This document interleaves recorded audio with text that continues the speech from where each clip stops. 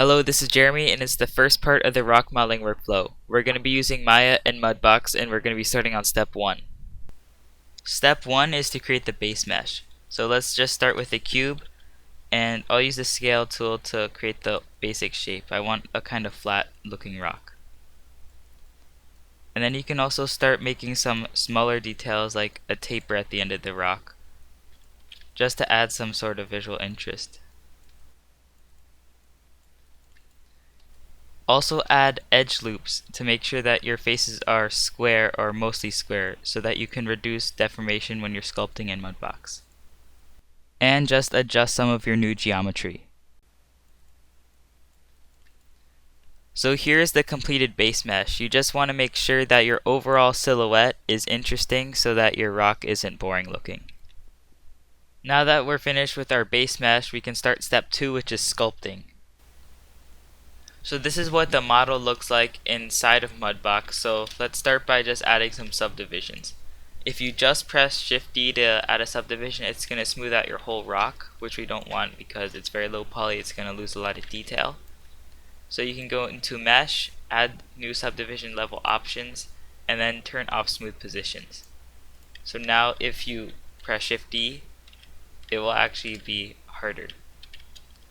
So 6 level seems good.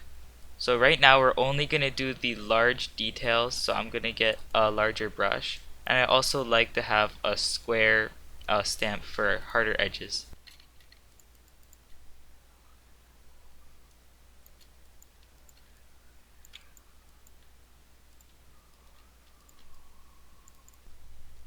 So this is what the rock looks like after the large detail sculpting.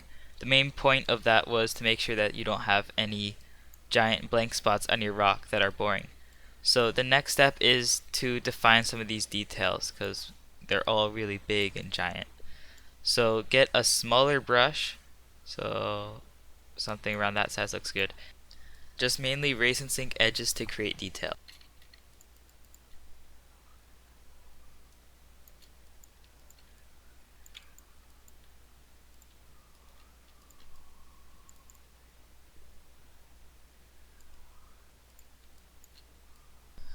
So this is what the rock looks like after the small details have been sculpted onto it, and this is what it looked like before. Step number 3 is to create some decals on our rock. And I want more of a layered rock, so I'm going to have like stripes going through, so I'll use a knife tool for that.